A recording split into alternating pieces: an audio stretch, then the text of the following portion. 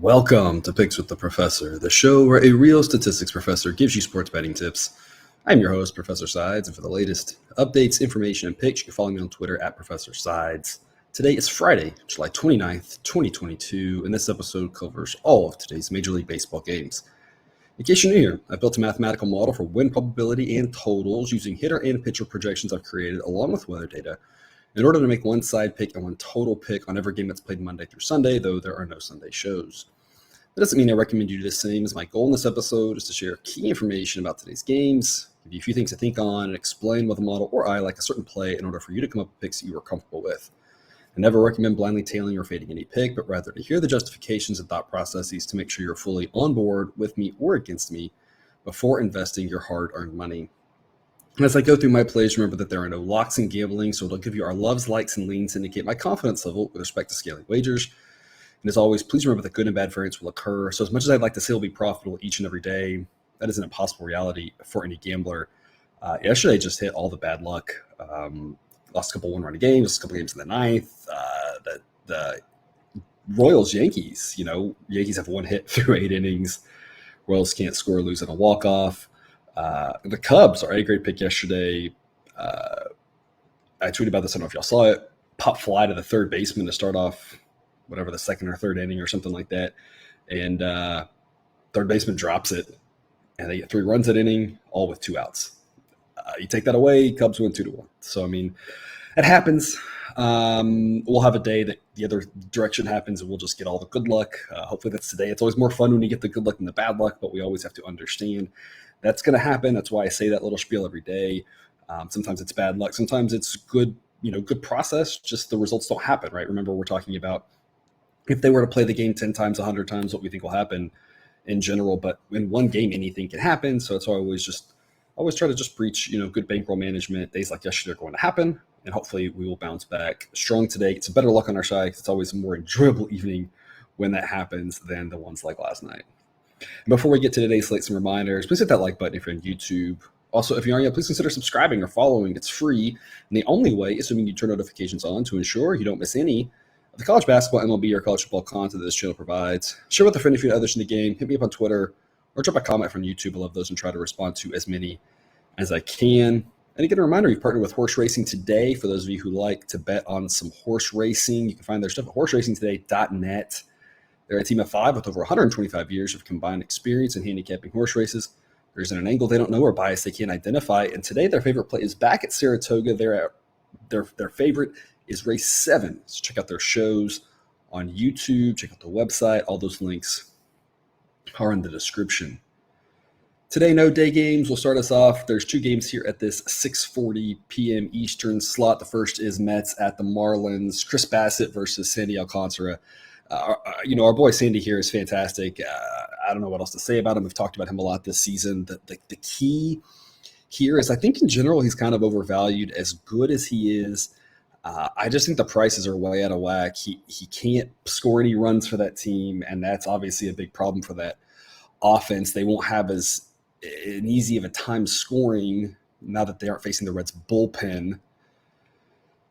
They're facing Chris Bassett and a good Mets bullpen. I don't think the Marlins are going to be able to score many runs. The other thing about Sandy is that his advanced metrics, the FIP, the XFIP, the xERA, all those things are about a run, maybe a little more than a run higher than his ERA. So as good as he is, I don't expect him to be able to continue with the sub-2 ERA all season. That doesn't mean he won't have a good outing tonight, but I think in general, I think he's just a little bit overvalued. We saw it last night with Ohtani. As good as he is, losing to the Rangers, and he is a guy that can actually provide himself some runs. I think the Mets are just a much better team, and Bassett's a pretty good pitcher himself. Obviously not great, but I think he's maybe a tiny bit better than that 3.72 ERA. Mets just light years ahead with regards to offense in this game. I think the Mets at minus 114 makes a lot of sense. The model says minus 125. I'm giving it a C grade for a couple of reasons. Number one, B grade money lines have been, if you take out B grade money lines, this season's gone extremely well for us. It's just those picks, I don't know why they've been so terrible. This would probably fall around a B grade. I'm dropping it to a C grade a little bit because, again, those haven't worked well. And so in general, I don't think it's crazy to say let's scale back those type plays. If they start hitting, then that's great. We're still going to make some money. And if they continue questionably, I don't quite understand why struggling, then we've lost less on them. So scaling it back from a B grade to a C grade. Also, as much as I say I think Sandy's overvalued, that doesn't mean he's not a fantastic pitcher and can't win this game almost single-handedly. So it's one that I don't want to fade him too much, especially at minus odds. But I think minus 114 is a pretty good price. So I think if you have a little bit more confidence than I do in this Mets team, I don't think it's crazy to go full unit on this Mets squad at minus 114. Again, Bassett's a pretty good pitcher himself. With regards to the total, I think it's priced perfectly. The model says 6.4. I think that's right. I would make this 6. I would make this 6.5, just like the books have done. Minus 120. I'll take a flyer on the under, but like I said, I think this total market's priced perfectly. I don't want to go over 6.5 given these two pitchers and given how bad the Marlins offense is, especially facing good pitching as opposed to facing the Reds pitchers. I don't think I can recommend going over, but under 6.5 is not a play you can get really excited about unless it's a situation where you're in maybe an extreme pitcher's park, and or if the Mets offense wasn't as good as it is. If this was the Tigers offense, if this was the A's offense, if you're playing in Oakland, if you're playing in Tampa, maybe it's a different story. If it's, if it's at Citi Field and it's 55 degrees outside, maybe. But I mean, you've got mostly a neutral-ish park there in Miami and a decent Mets offense. I can't get that excited about under 6.5. I think the total market's priced right. To me, it's a complete stay away. But I think there is some value here on the Mets as short road favorites. The other game at this slot, Orioles at the Reds. Start off around 80 degrees there in Cincinnati. We're going to close in the the lower 70s. Winds be blowing out almost 10 miles an hour to start, dying down as the night goes on. So a little bit more hitter-friendly at the start of the night than at the end of the night. Of course, a massively hitter-friendly ballpark in Cincinnati. We're projecting Dean Kremer at this point. As of the time of this recording, there's no lines out yet.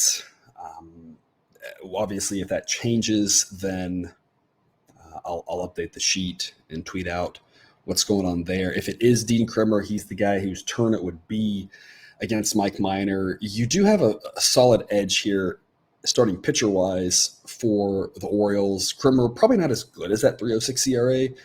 Probably trails his advanced metric trail by about a run. Still an average starting pitcher. Mike Minor, of course, anything but average, continues to struggle this year. 6.65 ERA, and the advanced metrics aren't that much better, so maybe a half run better. But he has not looked good. His rating continues to drop.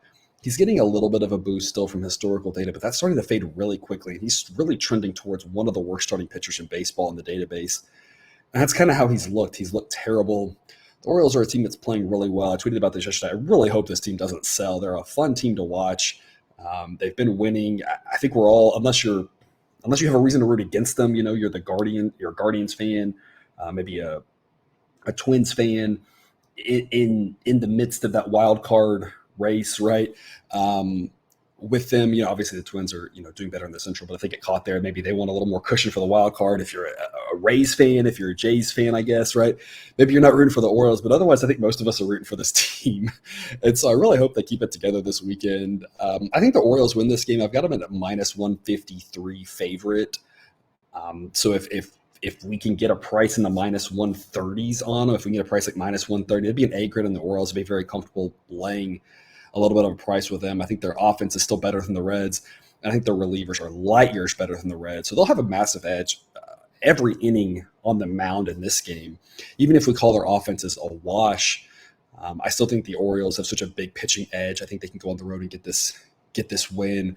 And then the other thing is that the Orioles project a little bit better lefty-righty splits in this game than the Reds do. So they get a boost facing Minor, whereas the Reds get a little bit of a ding facing Kremer, assuming it is him. So I like the Orioles here. Like I said, it's an A-grade pick if you're getting something around minus 130 for sure. Probably anything even in the mid-minus 130s would still be an A-grade for me. And the model says the total should be 10. I'd really love to get over 9. That would be an A-grade play. If it's like yesterday at 9.5, it's probably still worth the over. Yesterday's got there as well. That Reds bullpen, as we talk about. Every once in a while they look good, but for the most part they still are pretty terrible. And so I still would go over 9.5, but I don't like it nearly as much as if we can get over 9. That would be an A-grade play in my book. 7:05 Eastern first pitch, Cardinals at the Nationals. About 80 degrees to start, mid-70s to close in this one. A chance of rain, so something to keep an eye out there. Might have a little bit of a delay there in Washington. Hopefully we can avoid that fate. No wind effect as it'll stay mostly across and mostly under 5 miles an hour. Miles Michaelis versus Anibal Sanchez. A massive starting pitcher edge here for the Cardinals. Michaelis, not as good as that 287 ERA. I've been talking about that a lot this season. Advanced metrics trail it by about a run. Still a good pitcher, though, above average, just because he's probably not as good as that 287 ERA. There's not a lot of pitchers in the league that are as good as a 287 ERA. The results might be there just because of some small sample size and some good luck and are pitching in favorable situations. But Michaelis good, maybe not great, but still much better than Sanchez with a 6.30 ERA. The advanced metrics do say it should be about a full run better. Of course, it's only in 10 innings. The biggest thing is Sanchez has been fairly shaky for a while now. He's had some signs of life every once in a while, but a guy you can't really trust at this point. And so I like Michaelis more than Sanchez. I like the Cardinals offense more than I like the Nats offense. Both bullpens can be kind of up and down. Neither one rate out very well in my database at this point. The Cardinals bullpen really dropping off recently. Model says Cardinals minus 172. I'll take the Cardinals minus 171 just with a lean. I think the Cardinals are the right side here. I don't think that price is too steep, so I think it's worth maybe an investment, but only a small one because I don't think there's enough value here to get excited about personally at minus 171. If this was in the minus 160s, you like it a little bit more. If it's in the minus 150s, it turns into an A grade. But minus 171, it's a side I'd rather be on. I don't want any part of this Nationals team if I can avoid them. But it's just not a good enough value, in my opinion, to invest more than just a lean-worthy pick. But I do love this over 9 at minus 103. It's an A-grade play. The model says 9.2. And I love that we're around even odds on this one. I love the push protection at 9. Two most likely outcomes in this game are 9 and 10. One of them we push, one of them we win. So I think over 9 makes a lot of sense here, especially if you're around that even money mark. If this is minus 110 instead, though, that probably drops to a B grade in my book. So as long as the odds are good, I like this A grade over 9 here, as I think the Cardinals offense should not have any problem scoring a ton of runs tonight. And at some point, the Nats probably put up something. As long as they don't get shut out, give us a little bit of extra boost, the Cardinals should score enough to help us get at least to 9 into that push. And like I said, a good chance to win here, in my opinion. 7:05 first pitch. Phillies at the Pirates. A wild one last night. Phillies got up 8-0. Looked like they needed every run they were going to get just to get us to head over. And then the Pirates scored 5 runs in the 9th to make it 8-7 final in that one. A wild game there yesterday. Today, a little bit of a different story as we don't have quite the starting pitcher mismatch as we did yesterday. That Pirates offense, though, continues to look mostly pretty terrible other than against the bottom pitchers there for the Phillies, and Brian Reynolds still being expected to be out hurts them even more. But they do have the better starting pitcher tonight in Jose Quintana versus Bailey Falter, who's a guy I don't trust at all. So, I mean, the Pirates have a massive edge there with regards to the starter. Of course, the issue is the Phillies have a better offense. Even though I don't love the Phillies offense, it's still much better than the Pirates. And the Phillies bullpen, as much as it imploded yesterday, had been pitching really well for the most part. So I'm not going to let one game really throw us off here. And that Pirates bullpen is terrible. So it's a coin toss type game, in my opinion. Model says Phillies should be a minus 108 favorite, so I'll take the Pirates at plus 108 with a lean. I don't think there's a lot of value. But at plus odds on the Pirates, I don't think it's crazy. At home with Quintana going, again, against a guy like Falter, who I just do not trust whatsoever. It's just not enough, again, to get me excited. If this was in the plus 110s, maybe it's a little bit better of a play. If it's up to plus 120, now you can start getting really excited about the value here. Again, in a coin toss type game, Quintana can absolutely keep the Pirates in this game and give them the win. And he's going to have to because, again, that's the only edge the Pirates have other than being at home. But I like Quintana. I think his ERA is pretty reflective of how good he is. Not great, but solid. Little resurgence here in his career to, hopefully for him finish out his career strong. He looks solid.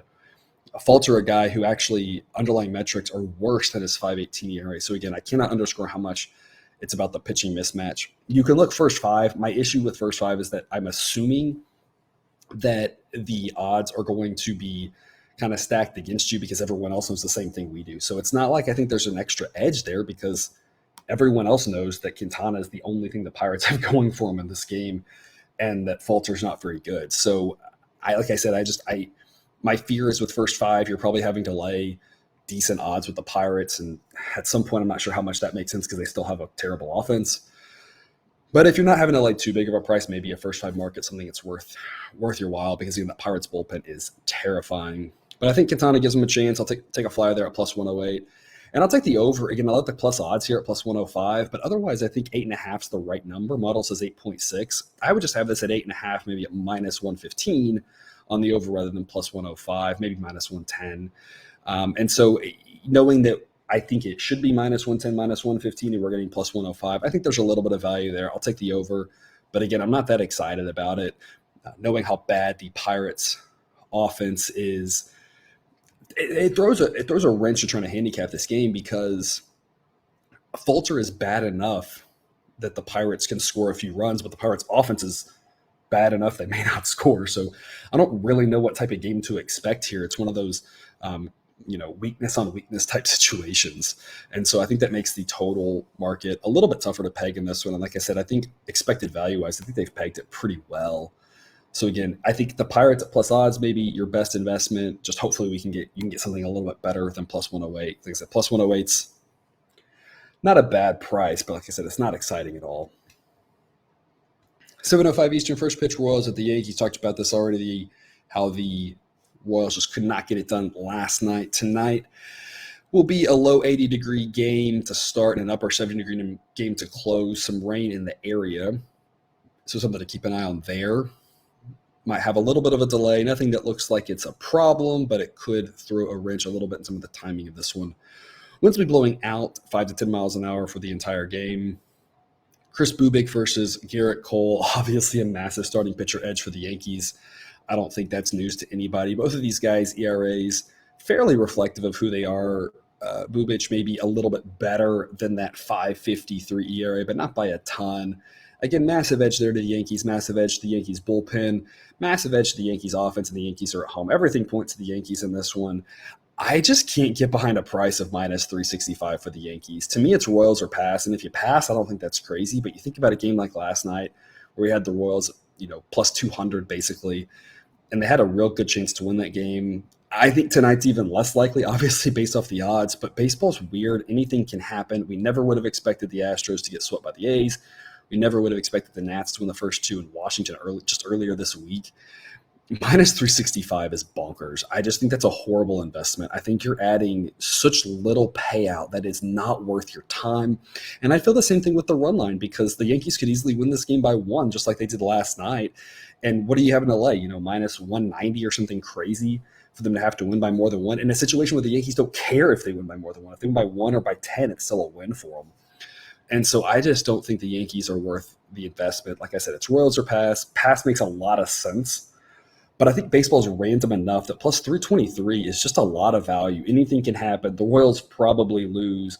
But if they play this game, if they play this game 100 times, the Royals win this one maybe 25-ish of those 100. They still lose a lot of them, right?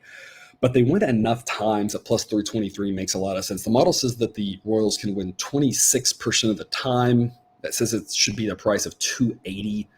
Plus 323 just offers too much value to pass up on. But since I don't really think the Royals win, I don't want to be overinvested. If we bet one unit on it, we win over 3. So there's no need to bet too much on this one. Just take a flyer on the Royals if you're interested and you want something crazy to happen. Otherwise, like I said, I just cannot endorse any play whatsoever on the Yankees. There's just not enough value. And it's just not, like I said, I think there's other places to put your capital tonight. The Yankees probably win, but in the weird world that they don't, you've lost way more than you're actually going to win in those situations where they do win. I do like this under, though, at 8.5. It is juiced at minus 117. It's a B grade, though. The model says 8.3. And I really think the Royals are going to have a hard time scoring. They haven't scored in about a year and a half, it feels like. I think the Royals' chance in this one is a low-scoring game. I don't see them scoring off a Cole. I don't see them scoring off the Yankees' bullpen. As much as the Yankees' bullpen takes a little bit of a ding with King out, Yankees' bullpen is still pretty solid. I don't see the Royals scoring. Yankees probably get a few runs, but I think this is going to be a low-scoring game. I just can't give it an A grade knowing that the Royals relievers, if they're too prominently involved, could spell bad things. So obviously the Yankees could blow this one out. But given that I don't think the Royals score much, I think it's a low-scoring game. I don't think it's an anybody can win game. I just think the Royals win enough of there's enough low-scoring times, and the Royals win enough of those that it's worth the investment. I think under makes a lot of sense. Like I said, B-grade play here for me there. I think it could stay low-scoring. Maybe the Royals have a chance, and if they don't, again, I think it's still worth a flyer just because the payout is so enticing. Similar story here in Toronto, 7:05 Eastern first pitch, Tigers at the Blue Jays. Brian Garcia will get the ball for the Tigers here. He doesn't make it into my database as a starting pitcher, so I'm not expecting much from him there with regards to length or quality. Tigers relievers are solid. Alek Manoah for the Blue Jays, of course, pretty good. Not as good as that 2.24 ERA. I feel like I've said this a lot with him. His underlying metrics trail by over a run. So a guy that in general, I think probably not as good as those numbers. He should have a decent time tonight, though this Tigers offense is mostly terrible. So while I don't think it's as good as that ERA, he should have some success tonight. The Tigers offense just isn't very good. But I think it's the same story as we have in New York. I think the Tigers at plus 310 makes a lot of sense. It's Tigers or pass. The model says Blue Jays should be a 255 favorite. So price like 350. Same story as the Yankees. Just not worth the investment. Not worth it on the run line. Not worth it anywhere because, again, if you get even money type odds on a play because you've gone to an alternate total or whatever, it's a situation where I don't think you're 50-50 to hit it. And if you end up laying these odds where it's like, yeah, the Blue Jays probably win, I just don't think they win enough times to warrant it. Baseball's random, weird things happen. The Blue Jays probably win, but I just cannot endorse a play on them whatsoever because, again, weird things happen. And it's like we talked about like with the Nats-Dodgers earlier this week, right? And I had the Nats, I think, on Tuesday. That's what I was saying. I was like, the price on the Dodgers is too high. They probably win, but sometimes they're going to lose this game. And when they do, you've lost like your whole week's worth of investment on the Dodgers because you've lost so much on that one game. And that's the thing here is the Blue Jays probably win, but if they lose, you'd have to win money on the Blue Jays like the rest of the weekend just to get back to break even, right? That's not a position you want to be in. So I'll take a flyer on the Tigers at plus 310. Again, I don't think they win. I just think the payout's worth a tiny investment. But I love this over 8. It is juiced at minus 127. If it gets to 8.5, it drops to a B grade unless you're at plus odds. Model says 8.6. I just love the fact that we have this push protection 8. I think we can get to 8. I think our most likely outcomes here are 8, 9, and 10. And so even though I am paying the premium on that over, I think it's worth the investment. Obviously, 7 is possible. But again, I think 10 is probably slightly more likely than 7. It's a hitter-friendly ballpark. Blue Jays offense is good. Manoah, again, I think is a little bit overvalued. I think he's going to give up something to this Tigers offense. Probably not, I don't think he's going to give up 5 runs necessarily, but I think he'll give up something. I think he's just a little bit overvalued. Blue Jays relievers can be kind of shaky. If the Blue Jays run away with this game, which is on the table, then at that point we see weaker relievers, maybe some garbage runs. I think there's a lot of ways we win this one. So I really like this over 8 here in Toronto. 7:10 Eastern first pitch, Guardians at the Rays. Shane Bieber versus Jeffrey Springs. Springs not a bad pitcher, 2.50 ERA, but the advanced metrics trail by a full run. He's a guy you don't really know exactly how deep he's going to go in this game, and that's going to mean he turns it over to a set of relievers at Tampa that are just kind of okay at best.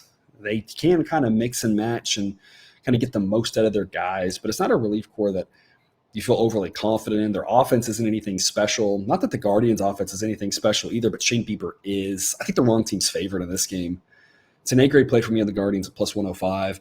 Model says Guardians minus 139. So I just think there's a lot of value here on the Guardians at plus money, even at even money. Even if you're laying a short price, I still think it's an A-grade. I think the Guardians can go on the road and win this behind the Beebs. Total-wise, model says 6.8. I'll take the under 7, but I think it's priced really well at minus 120 on the juice there. If the total was 6.5, I probably would go over. I think 7 is a very likely scenario here. I think 6 is your next most likely scenario. I'm just not excited about minus 120 odds. If this was, even money, it's probably a B grade play. Maybe even at minus 105, it's a B grade play. But I'm not excited about minus 120 in a situation here where I think 7's fairly close to the right number. I think it should be shaded a little bit under. But again, that's kind of how they've priced it. So I think they've done a really good job pricing this game. Not one where I think there's a lot of value total-wise. 7:10 Eastern first pitch. Brewers at the Red Sox. Mid-80s to start, low 80s to close. Wind's blowing out, stronger to start than to finish. More around 10 miles an hour to start, more around 5 to finish. Brandon Woodruff versus Brian Bello. Woodruff, a good pitcher, 3.73 ERA. Advanced metrics like him even more than that. He gets an 80 grade. Bello in his 3 starts.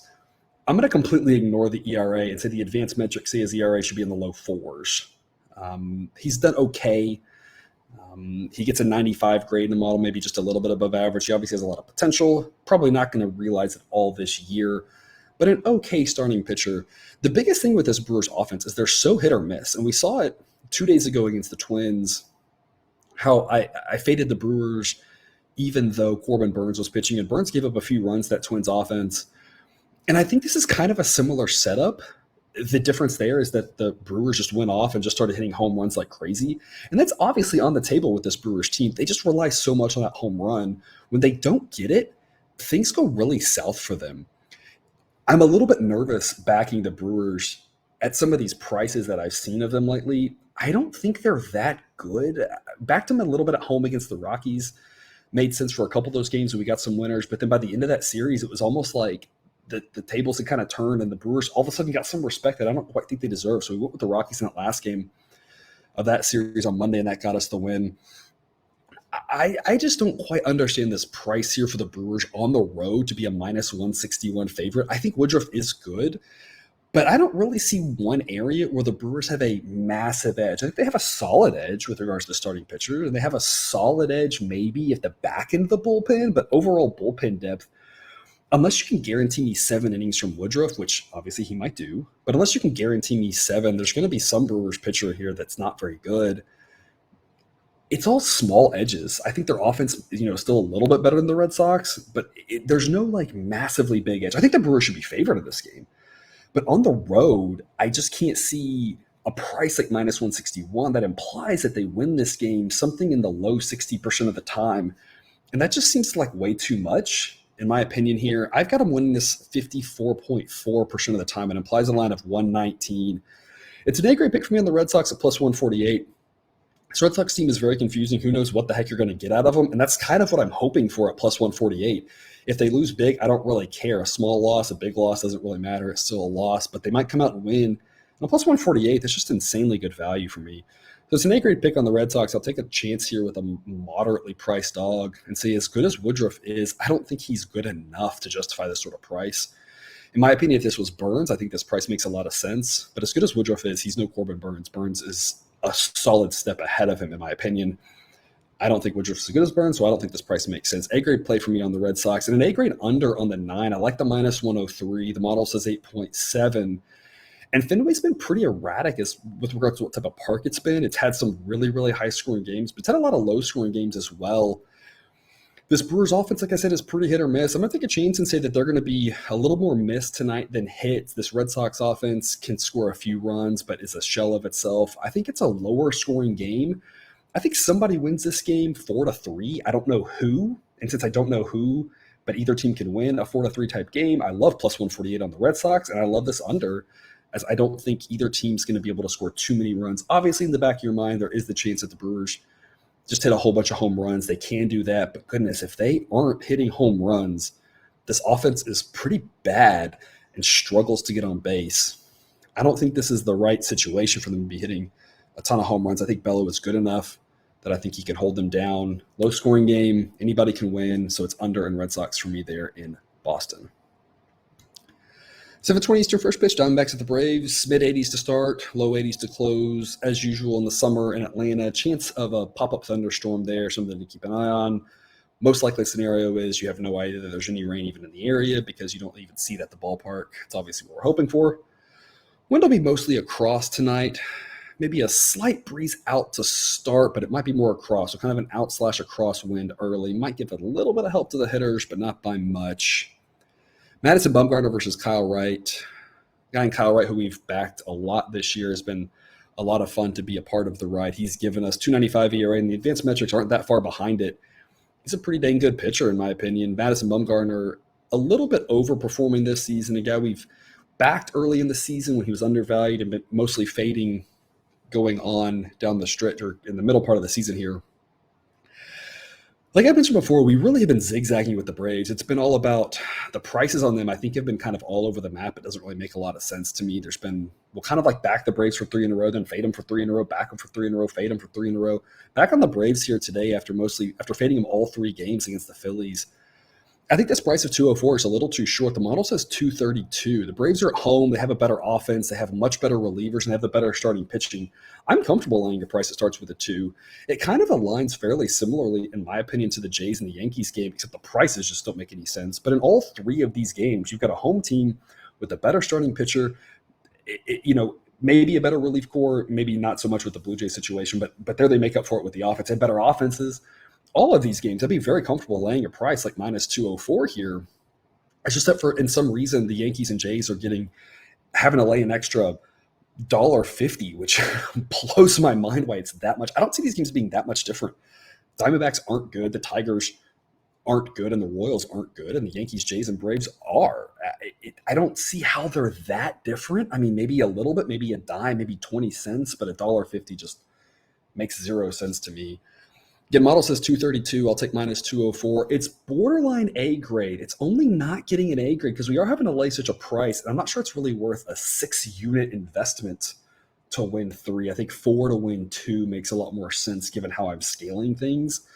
So it gets a B grade, but probability-wise, it's more of an A grade play. So something to keep an eye on here, that it's A grade caliber with regards to the edge. This is all about scaling units because of the price we're laying. So do with that what you will. If you want to split your bet a little bit between money line and run line, or wins and regulation type plays, whatever you're the first 5, right?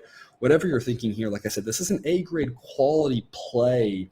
I just don't want to be overextended on the Braves having to wager that much there. I do think they're the right side, though. Like I said, they have an edge every which way you look. In total wise, the model says 9.1. I'll take a chance with the over 9 at even money. I think there's a little bit of value because of even money, but not a lot. Kyle Wright's not really a guy that you want to be fading too much with regards to him giving up some runs. The Braves might score 9 runs themselves, but that seems kind of unlikely. So we're probably going to need something from the Diamondbacks. Our best chance for this over probably involves the Braves runaway, which I think is fairly likely. Braves getting up something like 6-1 early on, and then some of the weaker relievers coming in and giving up some garbage runs. I don't really love this over. Like I said, model says 9.1, so I'll take a chance on it. I like the even money. But otherwise, I think 9's the right number here.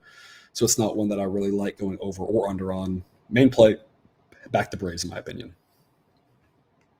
8:10 Eastern first pitch, A's at the White Sox. Upper 70s to start, low 70s finish, winds blowing mostly across and under 5 miles an hour, so no wind effect here. James Kaprielian versus Lance Lynn, 2 pitchers that I don't really have a lot of faith in. I've talked about Kaprielian, 4.74 ERA in the advanced metrics say it's a lot worse. He should be doing better than that, pitching most of his games in Oakland, in my opinion. Lance Lynn in his 8 games still has not figured it out to the tune of a 6.43 ERA. Now, the advanced metrics do have him more in the low 4s, so there maybe is a little hope for Lynn on the horizon. At some point, he will figure it out, but he definitely needed more rehab starts. He's still not a guy who I think is one you feel comfortable backing. Trending in the wrong direction here. A guy who probably figures it out, but you just never know when he'll start getting that going. Like I said, I don't really like either starting pitcher here. I'll take the over 8 with a B grade play. Model says 8.2. I think there's a decent chance we push, and I think there's a decent chance we win this one. It's harder to see losing it. I don't really love the minus 115, but it's a B grade over. I think the most likely scenarios, like I said, is either win or push here. So I think the over makes a lot of sense. With regards to the side, the model actually prices this exactly where the books do. Model says minus 182. So right now it says there's no value on either side. I'll take a flyer on the A's at plus 171 with the plus odds and say if Lance Lynn explodes again, the A's got a chance to win this. And if a team has any chance at plus 171, that's pretty good value that I think is worth it.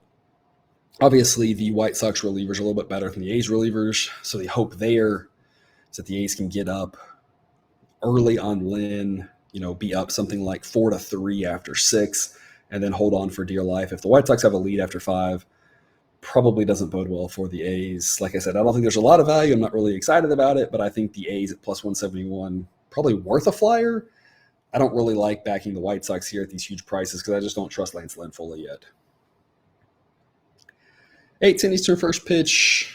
Our favorite team, the Mariners, couldn't get it done last night. Tied in the 8th and then blow it. It's facing their nemesis, the Astros, the only team that can seem to beat them.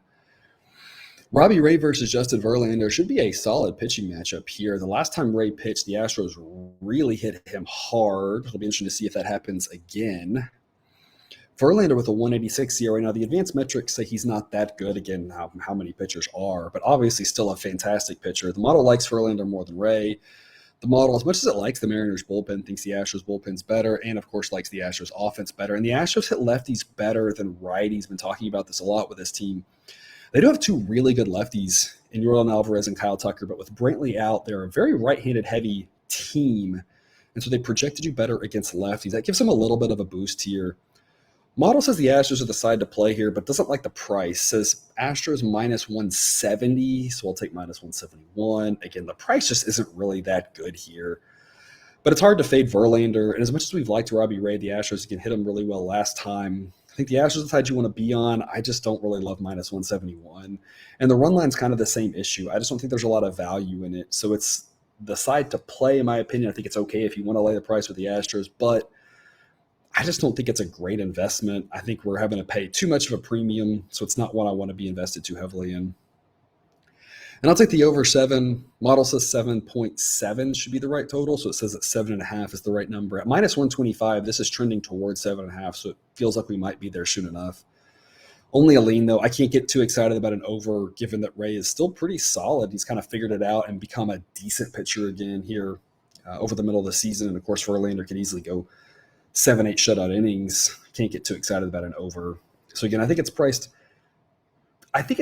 too low. It's just I can still not be that excited to go over. So I just don't think there's a great investment opportunity really in this game. It should be a good one. Obviously, anytime Robbie Ray's on the hill, the Mariners have a chance, but it's obviously better if you have Verlander on the hill. So the game the Astros should win should be an interesting one, see if the Mariners can actually solve the Astros. But I think investment-wise, it's just not one that I think offers a lot of good opportunities. 8:40 Eastern, first pitch, Dodgers at the Rockies. I think the Dodgers are still scoring runs on the Rockies from last night's game. Jose Urena, a guy we talked about, just the model did not believe in him. And sure enough, he struggled.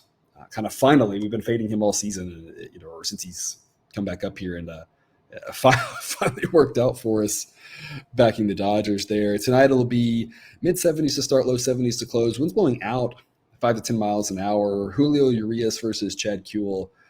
Urias, again, a guy I think is not as good as his numbers, about a full run worse based off the advanced metrics. Still a solid pitcher. I just don't think he's great. Chad Kuhl, 4.48 ERA, rates is below average. He's okay, and he's done okay in Coors Field.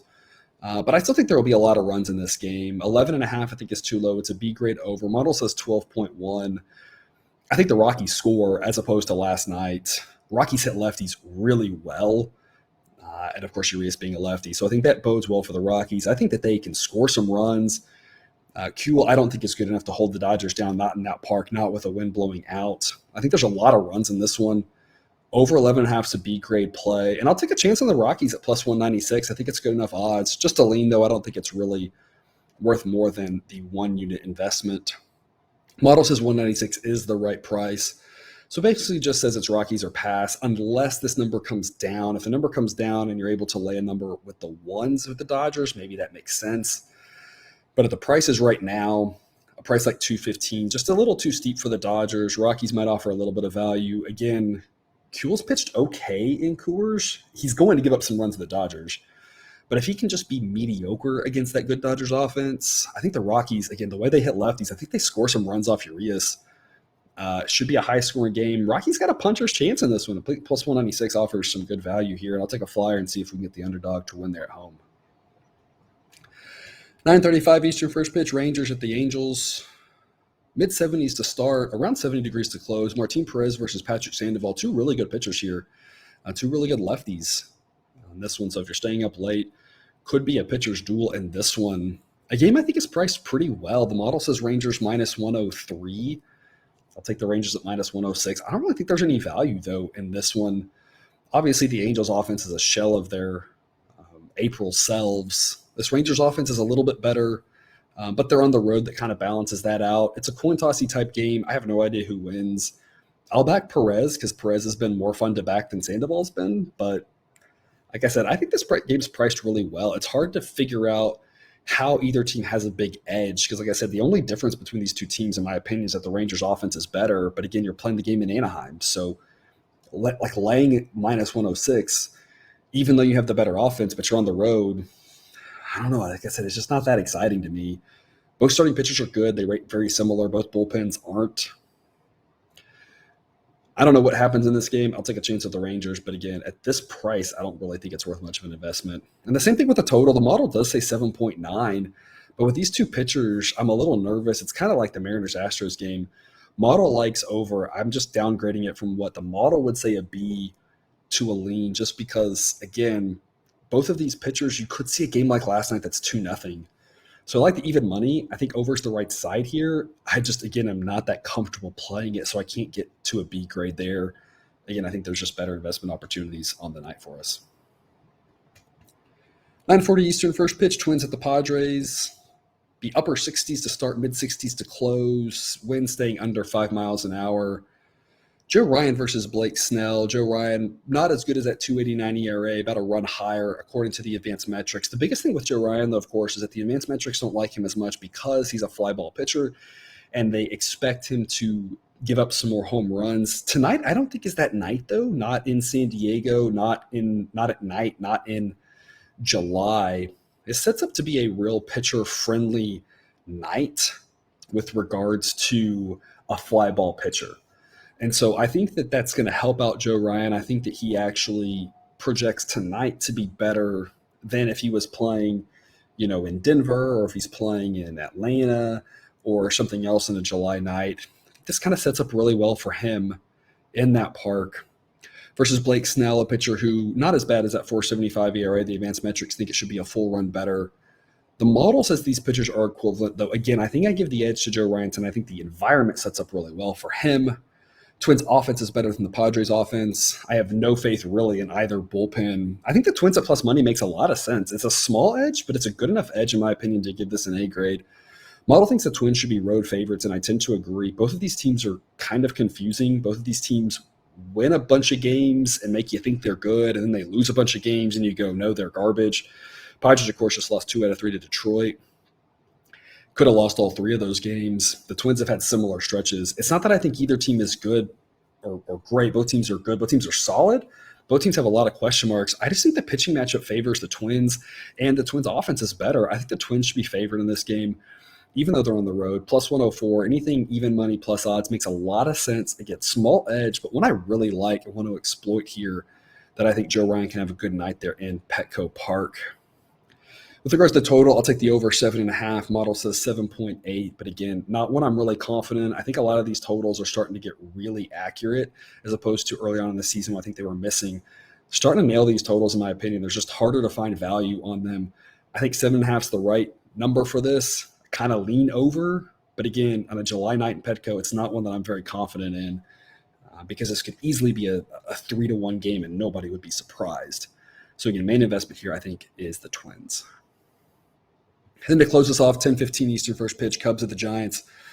Upper 50s all night. Wind blowing out about 10 miles an hour, but probably not going to affect things too much, other than maybe a third baseman drops a pop fly and completely changes the course of the game.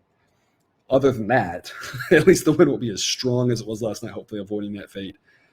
Again, Cubs should have won last night if that ball gets caught, or the batter after that hits a 80-foot, swinging bunt single that doesn't quite roll foul. You take a couple of bad luck things like that away from the Cubs back-to-back, or from the Giants back-to-back. They only scored 1 run last night. The Cubs win that game. I think the Cubs got a really good chance to win this one as well. Marcus Stroman versus Alex Cobb, 2 pitchers that the model likes and thinks are much better than their ERAs.